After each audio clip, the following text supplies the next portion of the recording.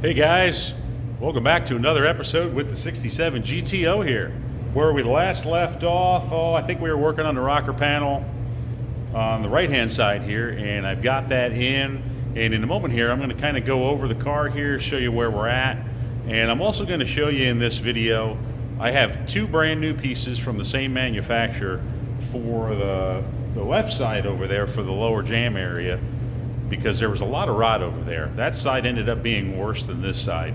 And I want to show you what two mating panels, these are manufactured as mating panels. And I'm not knocking the company that made the panels. This is just how it is in the industry. So I know I'm a broken record. I always say it's great they make this stuff, but it doesn't fit. Well, it's true. So you really got to be careful with what you're doing. So where we last left off, like I said, working on the rocker panels on this car so that we can get the floor pans in it. And I'm going to turn the camera around here. I'll show you what we've got done on the car. I'll show you the other side, and then we're going to go over and I'll show you these brand new parts that I'm going to have to make fit on the other side. I'll show you how they don't fit. It just kind of is what it is, and you have to assume this. If you're going to do this work in your garage on your project car, just know that when those parts come in, they're probably not going to fit right, and you're going to have to work them pretty good to make them right. So I'll flip the camera around here. I'll show you where we're at on the 67 GTO. So here we are. This is the right side of the car. As you can see, the outer rocker panel is welded on. It's all welded fast. My repair area that I made a small video for this lower little foot area here, that came out great. All of this is welded on, not coming off again. And one of the beauties of this style setup, where the inner rocker came welded to the floor pan, is it gives me the ability to treat my welds underneath here. Because when you weld on the outsides of these panels, the inside of the panel, underneath all this primer, the back side of the panel that you can't see, ends up, the coating gets burned away, and those are areas that like to rust. So we're going to try to prevent as much as possible. Now, I can't get to every spot, because once I start welding the floor in, there's going to be some spots that we just can't get to. So in those instances, what I do is I recommend to the customer, when I'm done with the car, maybe it's a good idea, and I'm not plugging the company, but maybe it's a good idea to take the car over to Z-Bart and have them spray the insides of these rockers, have them spray all around the insides of these wheelhouses and down in the trunk area there.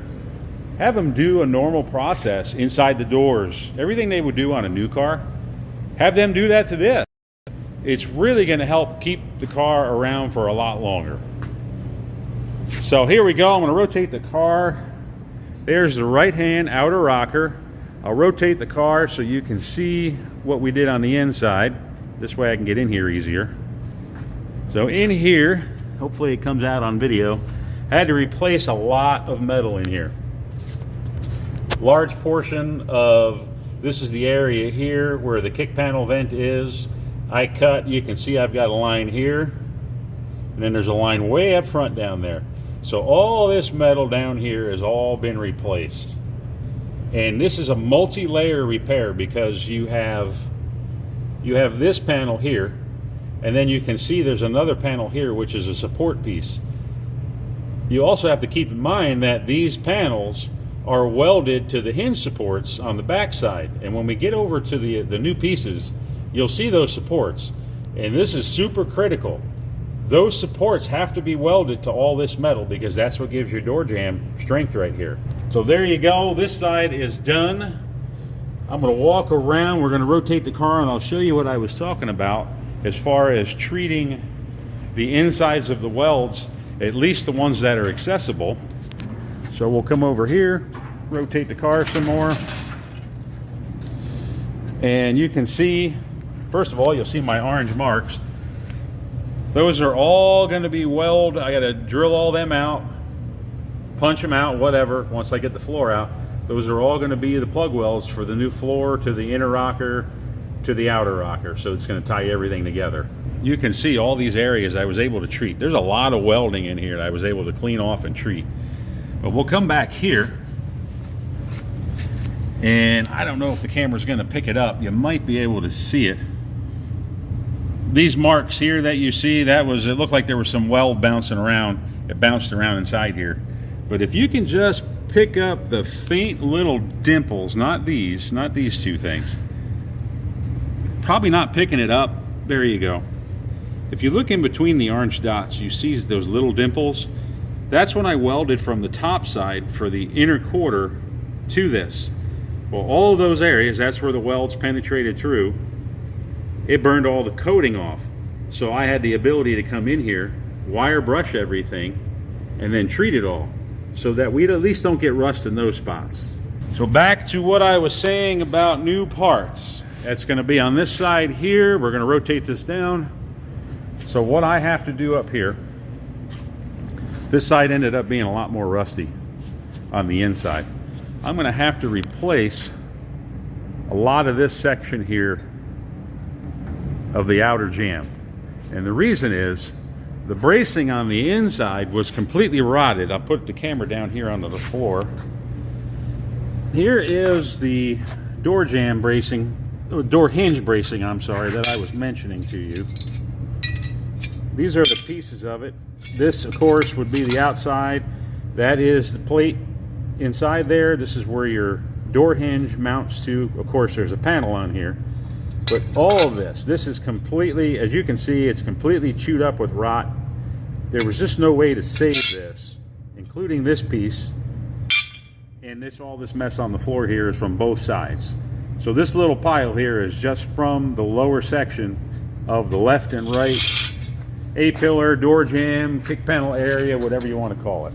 And on this side here, you can see we just got a lot going on in here, and I'm not happy with the state of some of the metal. Camera probably can't pick it up that well, but there's a lot of deep pitting all in the area, all in this structure right in here. So what I'm going to end up doing is I'm going to be replacing the whole bottom section of this jamb. Now they make a whole panel, and we're going to walk over to that panel now. So they make an entire panel for the entire A-pillar. You can see it right here. The outer A-pillar, the full jamb, hinge, everything set up, and then this would be the inner cowl. There's the kick panel hole. And some of you might say, well, why don't you just replace the whole thing? Well, then we get back to the problem with the budget. Like I always say, if I uncover it, I have to fix it. Now, I've looked up inside these areas on the car, and they're not pitted. There is surface rust all through in here. I ran a probe up inside here. I was able to look up inside with a scope. So that, yes, there's surface rust in there that we can't get out.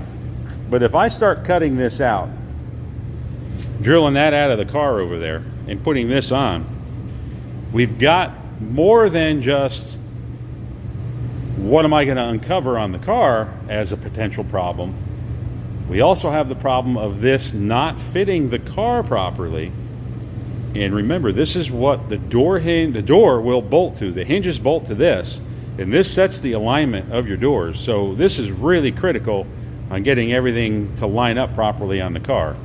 If you look down inside here, see I have up written on that, and there's some orange marks in here as well. I've already started working on these parts of this new bracing to get it to line up with the other new part.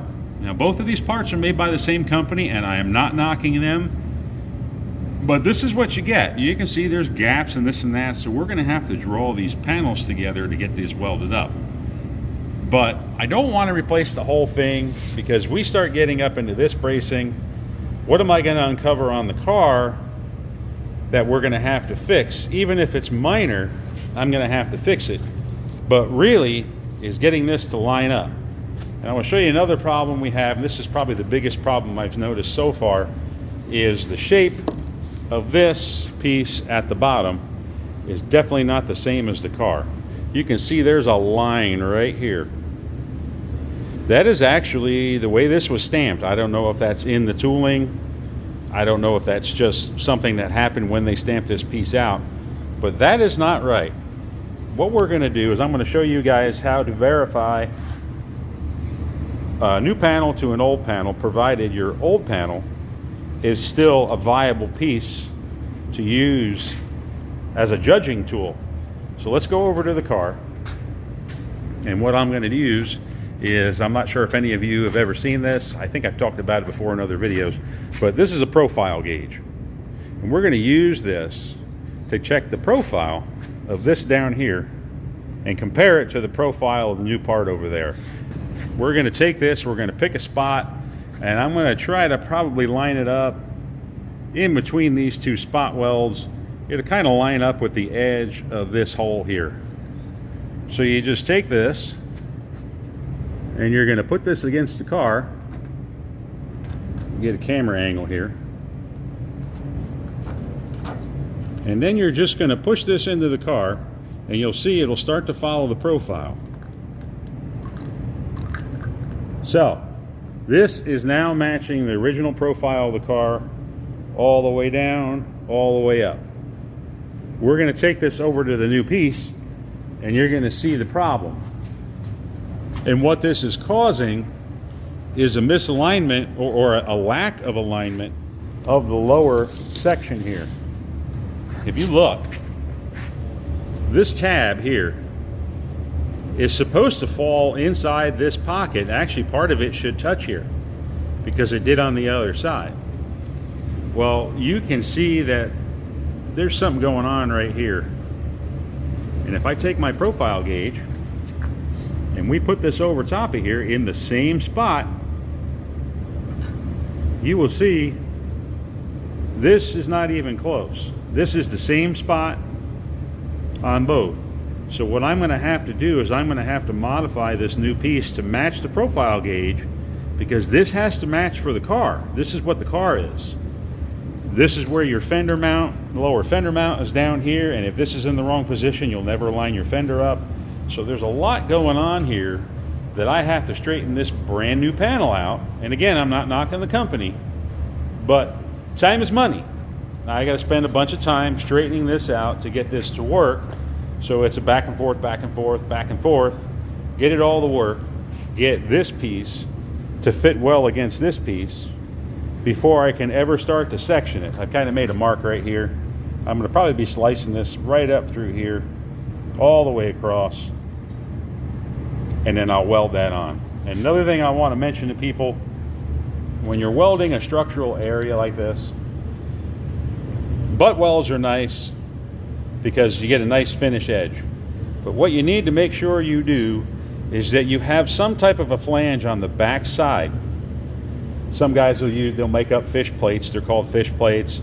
They'll make up a flange plate and they'll put it on the back side. And what that allows you to do is you just take a flat piece of steel. I don't have one sitting here. Let me see if I have a piece of paper I can use. I guess we could use this here. So what you would do, we'll use this as an example. Let's say this is your cut edge. You would then we'll use the yellow tape on this. Let's say this is going to be our fish plate or the flange we're going to make. You would take that up in this area here, and you would put that halfway behind here. And you would have plug welds along here on this piece, and then the two pieces are going to butt right on here. And then you're also going to plug weld the new piece to that same flange. And then you seam weld it. When it comes to structural areas, important areas like this is the hinge pillar. This is going to see a lot of force over time. This is the front corner of the body structure itself. If you just do a butt welding, again, it's nice and smooth, gives you a nice finish. But what you do, every time you weld, you actually change the heat treat. You change the makeup of the steel, not the makeup. You're changing the characteristics of how the steel in these areas would behave. So, I'm coming through here. I'm cutting this out. I don't want to have an area here that might be a little brittle to one side or the other, or because of the heat penetration, maybe this side and this side of the repair would be a little bit weaker in regards to where the steel might flex a little bit more. When you get flexing along that hard weld joint, this is the first point this panel might start to buckle. So by adding a fish plate behind there, again, we'll just picture the yellow tape as your fish plate. You're going to spread that load out. They're connected to each other. You have an extra piece of steel behind that weld joint, and it helps strengthen the area to the two sides of the weld as well as the weld itself. So certain areas of the car, you know, you're doing quarter panels or skins or stuff like that, a lot of guys will do the butt weld because it ends up nice and clean, and you have less chance of your seam rusting because you can get to the backside. When you do a lap weld, you can get moisture back there and it is eventually going to rust. But structural areas, I am just adamant about having either a flange, whether you stamp the flange onto the piece and do it that way, kind of along what aligns what you would see if we go over here on a quarter panel. The way the factory did these, you can see the recessed area. Well, the recess is so that they can fill this full of lead. Well, this panel from the factory is just a lap weld. It's spot welded. You can see my little dimples here. Those were the factory spot welds. So it's spot welded. The quarter panel and this panel are spot welded together. They never do what I did here. I did this whole edge. I strengthened this up by doing this whole edge. So think of this edge as your butt weld, and then these pieces are your flange behind it. So it makes for a much stronger joint, especially in an area like this on a car. You know, if you're going to be doing a repair, let's say you're going to come down here and you don't want to get into the lead joint and you want to come down here or even a little bit lower. I don't know. For me, I like to have some type of a flange behind there just for the strength. It just makes for a stronger part. If you're doing something, a small patch or something somewhere, butt it up. Nice butt weld, smooth it out, everything's going to be great. So back to this. I'm going to keep working on this thing here, get this so that everything fits the way it's supposed to and it matches the car, and then I'll start cutting everything out on the car, and when it's all done, we'll get back to you. As always, like, subscribe. Any questions or comments, don't be afraid to ask. Thank you to all my subscribers I have, and thank you to any new ones. We will see you soon.